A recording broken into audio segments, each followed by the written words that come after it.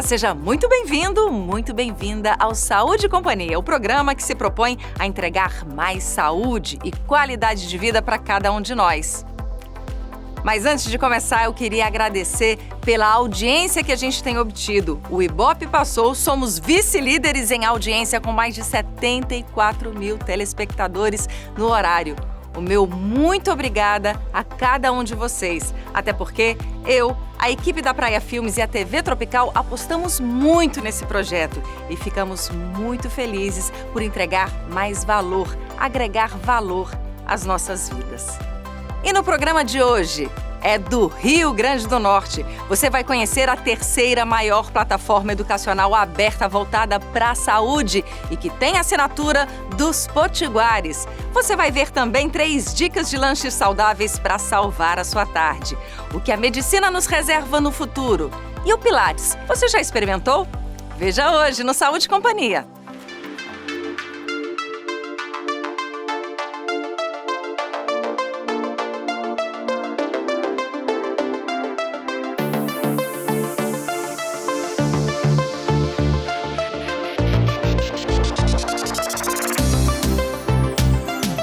A pandemia da Covid-19 foi um marco na educação à distância, fez com que muitos de nós optássemos por esse sistema exatamente porque estávamos clausurados, né? Mas antes disso, o Laboratório de Inovação Tecnológica em Saúde, o LAIS, já fazia um trabalho muito relevante junto ao SUS. Eu estou aqui com a Valéria Credidio, que é assessora de comunicação, resistiu muito a essa entrevista. Mas, Valéria, queria que você falasse um pouquinho sobre a importância desse trabalho no contexto de disseminação de informação. A gente que lida com informação, né? Exatamente, Michele.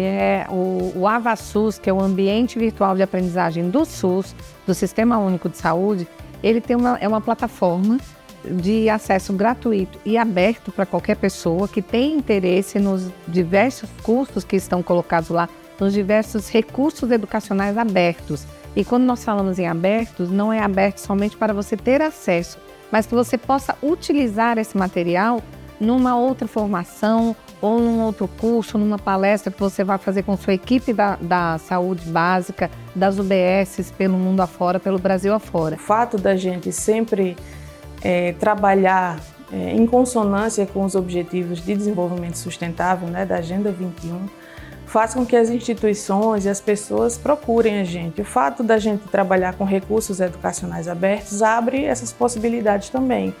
Foi o caso da Tanzânia, né, do Rafael, que escreveu para a gente perguntando se poderia traduzir um pedacinho do nosso curso de ACS, porque ele precisava formar... O que é ACS? ACS é Agente Comunitário de Saúde. A gente é tão acostumado com essas siglas no dia a dia, né, que a gente acaba falando naturalmente.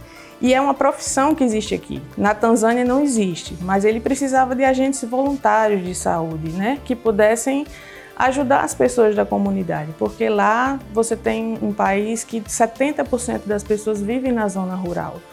Ou seja, as pessoas morrem às vezes por causa de uma queimadura, de um apendicite, de uma coisa muito que pra gente é muito simples de ser atendido aqui, né? E aí ele nos escreveu e, será que eu podia traduzir para a Swahili, que é a língua daqui do pessoal que a gente fala, para tentar ajudar? E aí a nossa gestão, né, de olho nesses princípios da Agenda 2030 e sabendo que a gente poderia fazer mais, disse, não, vão lá, que eu acho que a gente pode realmente fazer mais. E a gente foi e viu que tinha muito mais a ser feito e acabamos fazendo um curso especificamente para eles. A gente que está na pesquisa científica, a gente sabe que nada está pronto, né? Que as coisas podem ser ressignificadas, elas podem ser para o nosso bem, pode ser melhorada, né? A qualquer momento, porque tudo evolui, as tecnologias estão aí, né? Porque o AvaSUS é uma tecnologia, né? E as tecnologias estão aí para nos mostrar isso, que tudo pode ser melhorado, a gente pode revisitar, a gente pode avaliar e a gente pode contribuir para melhorar.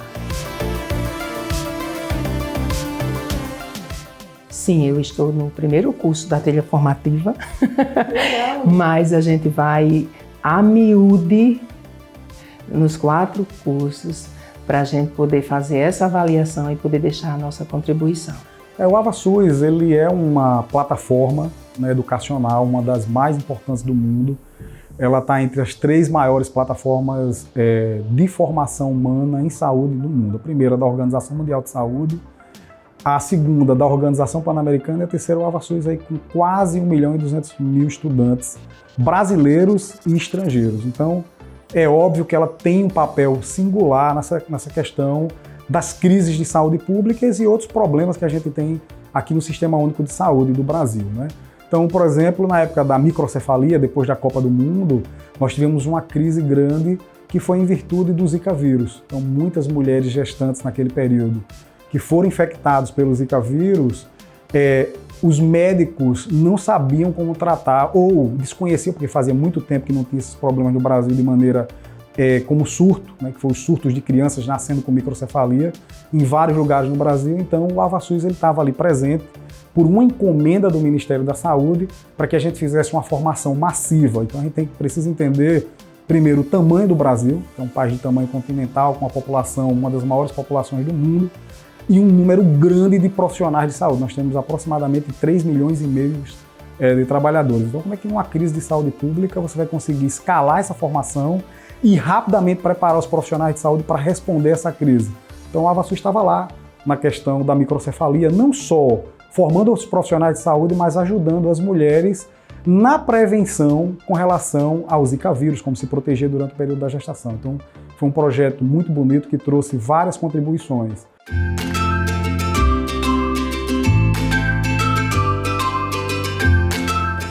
Essa dica é para você que tem uma vida corrida, que quer manter saúde, né, alimentos saudáveis, mas aí devido à rotina não tem tempo de estar selecionando aí os alimentos adequados. Hoje eu trago aqui para você 3 opções de mix saudáveis para você.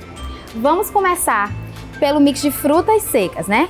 O mix de frutas secas, ele é composto por inúmeras frutas, né, que não possui açúcar, possui baixo índice glicêmico, que vai trazer uma saciedade para você. Você pode estar consumindo ele puramente no seu carro, numa reunião, né? E além de tudo, ele é muito saboroso. Todo mundo gosta muito de fruta, né? E a fruta desidratada, ela tem mais tempo de uso, né? Ela não vai ficar aí avariada, porque retira a água dela, então ela tem mais tempo aí de vida útil, né? Depois temos um mix maravilhoso, que esse aqui é próprio para nós mulheres, que é o mix de frutas vermelhas. Ele é composto por cranberry, blueberry, goji-berry e cereja. Todos eles são frutas altamente antioxidante, anti-inflamatória e cada um com uma propriedade melhor que a outra. Por exemplo, o cranberry, ele é muito bom para infecção urinária, né? Nós mulheres, infelizmente, somos submetidas mais que os homens. O goji-berry, ele vai ajudar a acelerar o seu metabolismo e o blueberry, ele vai ajudar a prevenir doenças degenerativas. E fora que ainda tem um pouquinho de colágeno para nós mulheres. Então, saboroso, cheio de propriedades e você pode aí estar incluindo no seu dia a dia. E por fim, o mix de amêndoas. Esse aqui é um dos mais ricos. Contém inúmeras oleaginosas e algumas frutas desidratadas. As oleaginosas que são conhecidas pelo seu poder de saciedade, ajudando no controle glicêmico, ajudando também no controle do colesterol, né? E vai aí trazer inúmeros benefícios para a sua saúde, fora que é muito delicioso. Você também pode inserir aí no seu iogurte e em vários outros momentos que você precisar. Então aí tá 3 dicas de mix maravilhosos para você que tem uma vida corrida, mas quer estar mantendo a sua saúde.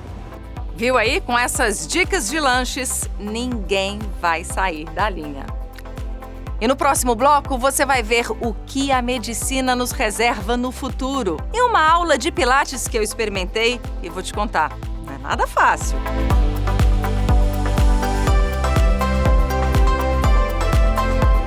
Oferecimento SOS Pharma, remédio barato de verdade. Clínica Ecocardio, cuidando do seu coração com qualidade, credibilidade e tecnologia.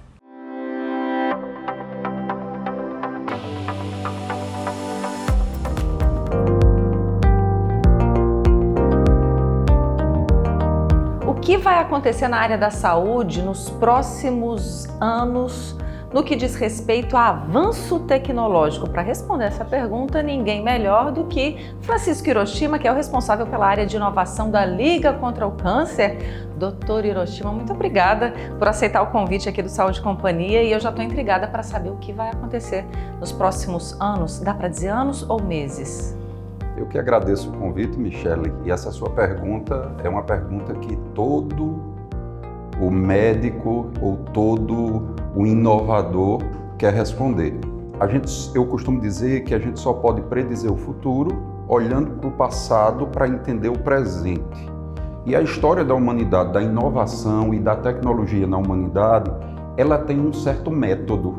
E a gente observa que depois de grandes crises, a inovação e a tecnologia dá um grande boom. Foi assim depois das guerras mundiais, foi assim depois de outras pandemias como a gripe espanhola, e não vai ser diferente depois da pandemia do Covid, né? Então, a velocidade que as coisas estão acontecendo, ela está acontecendo de uma forma exponencial. O que é isso?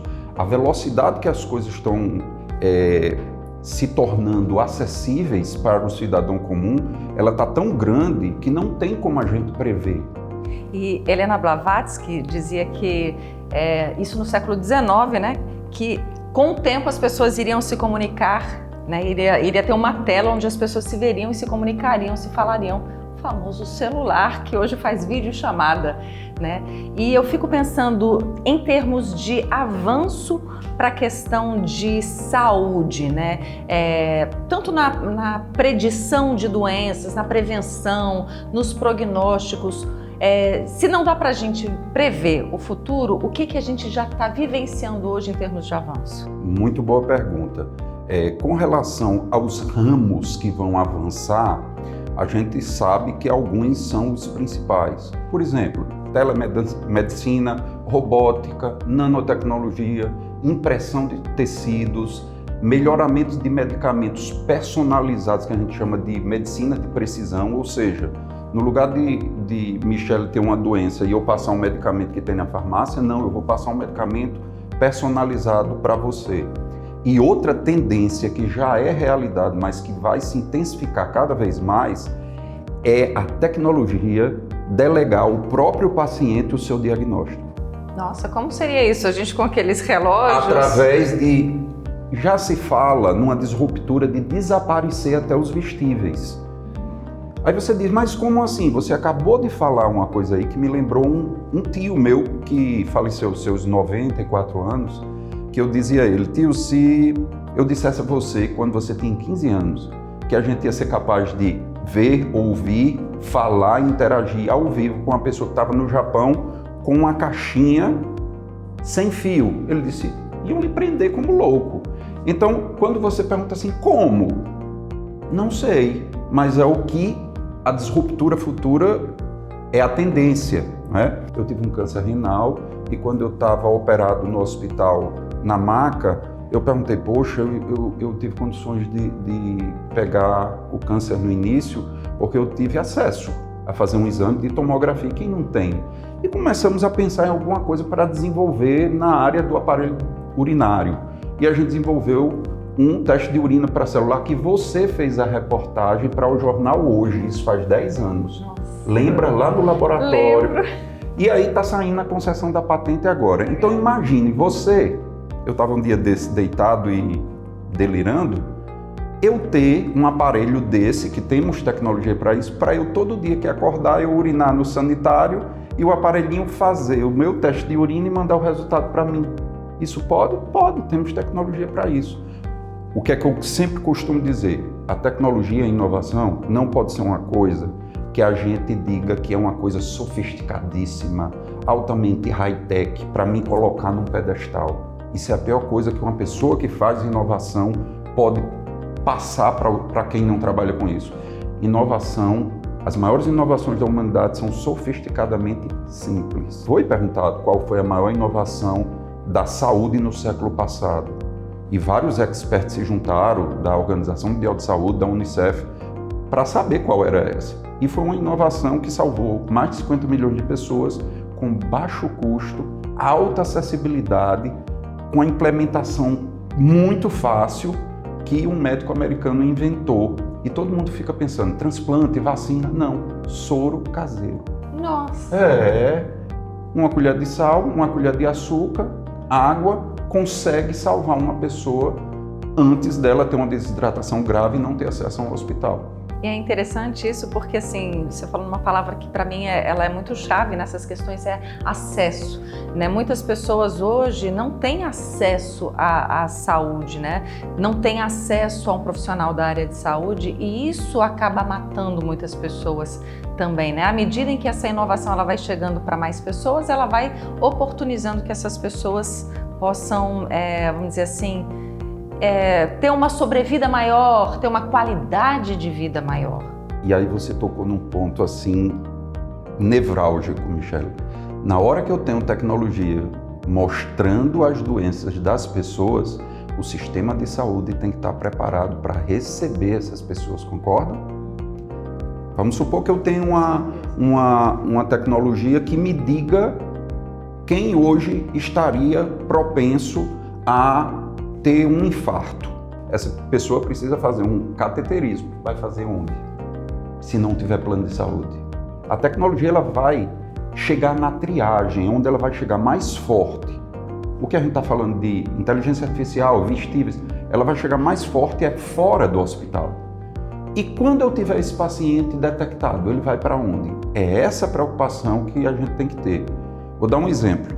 Países do Sudoeste Asiático já estão se articulando para triar toda a população dele para exame de fundo de olho em totens. E quando detectar essa alteração no fundo de olho pelo diabetes, o próprio totem indicar onde o paciente tem que ser atendido. Perfeito. Entendeu? E isso é quase que compulsório. Por quê? Porque o sistema não quer pegar um paciente com deficiência visual, que é muito mais caro para o sistema. Agora, mais barato ainda vai ser se ele disser, olha, você tem uma propensão a ter essa doença, você precisa se alimentar com tal substância, você tem que fazer tantos minutos de exercício para evitar chegar a esse ponto, né? E você está falando num pensamento tão vanguardista que a gente está com uma startup trabalhando justamente nisso. Fazer o sequenciamento genético da pessoa e saber até qual seria a dieta adequada para aquele câncer que ela tem, entendeu? Então isso já está se pensando. Poxa, então vamos trazer logo aqui em primeira mão no Saúde e Companhia. Com certeza. Mas aí uma preocupação que não dá pra gente fugir também, né? E o futuro dos médicos, qual vai ser? Não tenho preocupação com isso. Eu dou aula em 2 universidades e eu dou aula justamente no final 11º, 12º e 8º período. E a gente sabe que eles estão preocupados.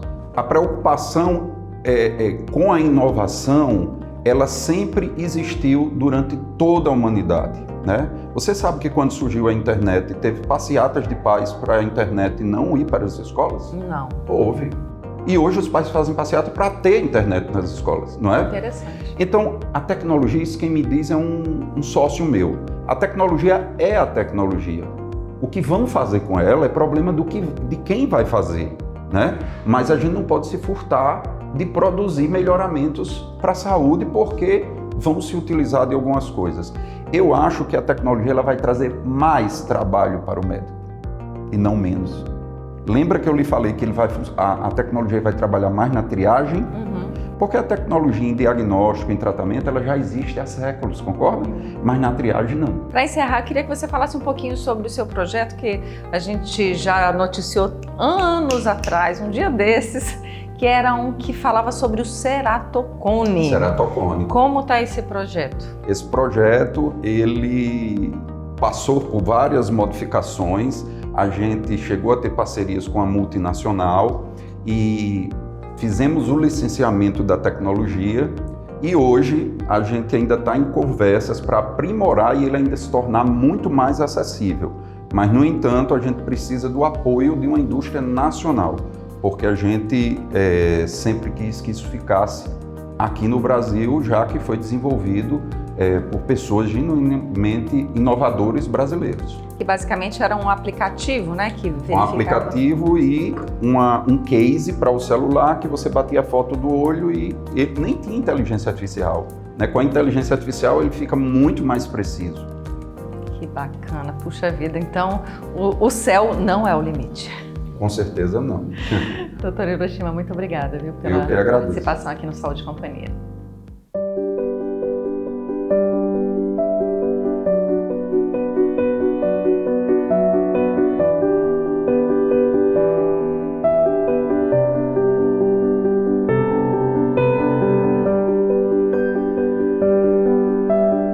Então, na graduação mesmo, eu nunca pensei realmente que eu iria querer o Pilates, porque como a gente entrou na faculdade, a gente falava, não, Pilates eu acho que é mais estético, não é muito fisioterapia. Mas daí, na graduação, apresentei um trabalho, teve uma premiação lá, que daí eu ganhei o curso de Pilates, então eu fui pro Pilates.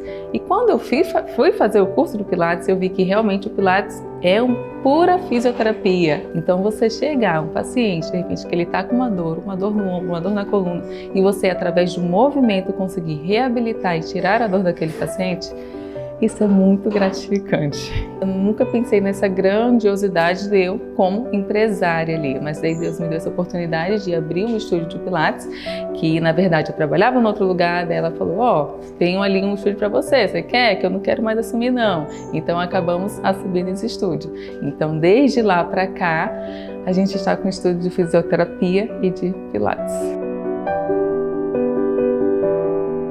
Assim que eu terminei a faculdade, eu fiz a especialização em coluna vertebral e logo em seguida fiz a especialização na saúde da mulher. Sempre quis ter uma família, sempre quis ter muitos filhos, mas eu nunca pensei realmente nessa questão da via de parto, do parto normal.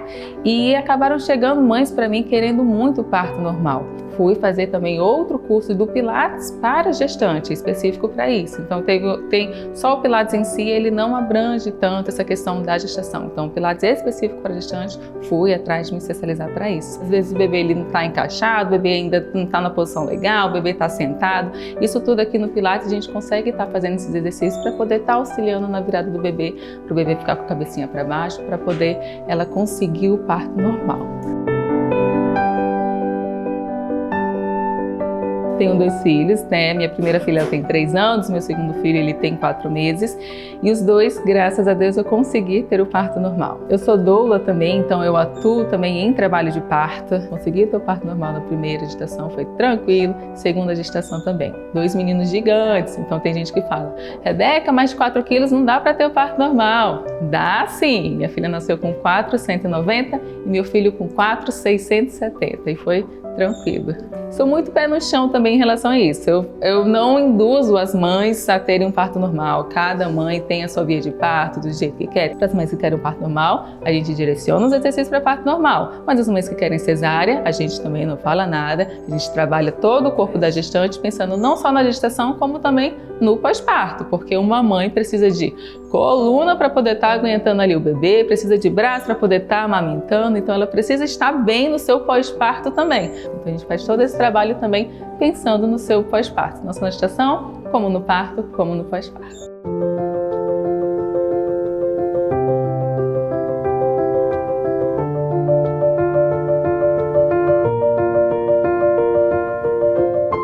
Eu vim a primeira vez na primeira gestação, há 6 anos.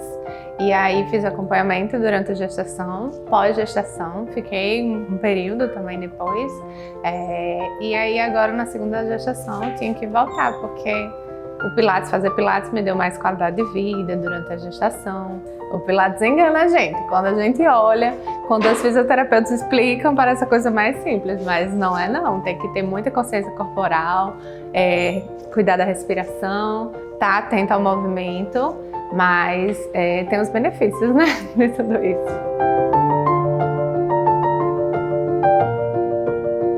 A gestação toda foi muito tranquila, eu cheguei a 41 semanas e alguns dias e em todo momento tive uma gestação tranquila e com muita autonomia das atividades que eu fazia e eu acho que o exercício contribui bastante, o exercício do Pilates.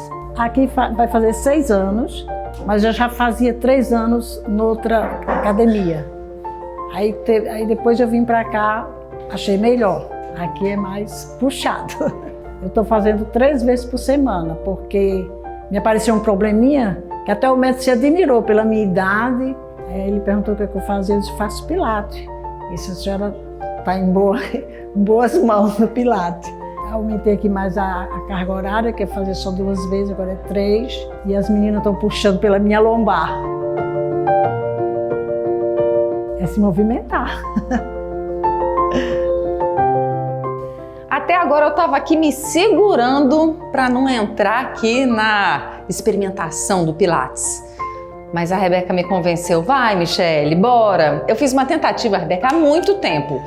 E olha, essa carinha sua, simpática e sorridente, não combina com a força que a gente faz nessas máquinas, não combina. Nada, vai dar certo. Você acha que você ia vir pra cá e eu não ia colocar você pra fazer, nem que seja um exercício? Então vamos, né? Vamos só pra fazer bonito na fita, né? Bora! Isso. O outro pé aqui. Ai, meu Deus. Isso. E aí agora você vai levantar o quadril e trazer a cabeça lá para trás. Que linda! Isso, e voltou. Desce o quadril lá para trás. Vai descendo mais, vai descendo mais, vai descendo mais.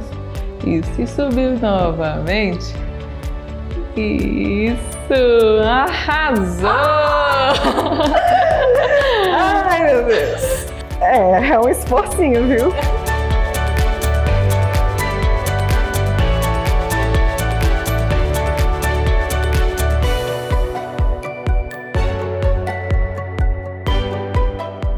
E agora você desce toda.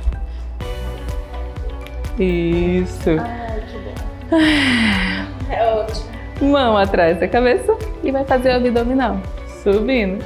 Aê! E de novo, solta o ar, encolhe o abdômen. Isso, meu!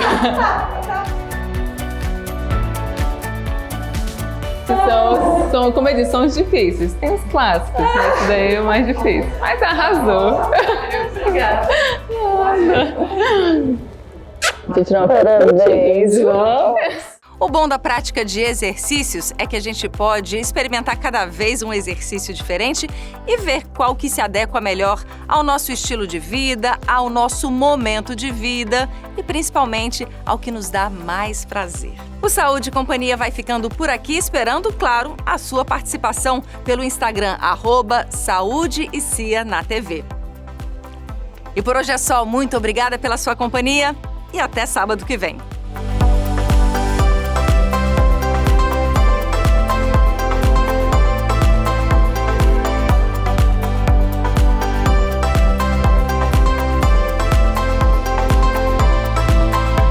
Oferecimento SOS Pharma, remédio barato de verdade. Clínica Ecocardio, cuidando do seu coração com qualidade, credibilidade e tecnologia. Saúde e Companhia é uma produção de Michele Rincon Comunicação Propositiva. Realização Praia Filmes.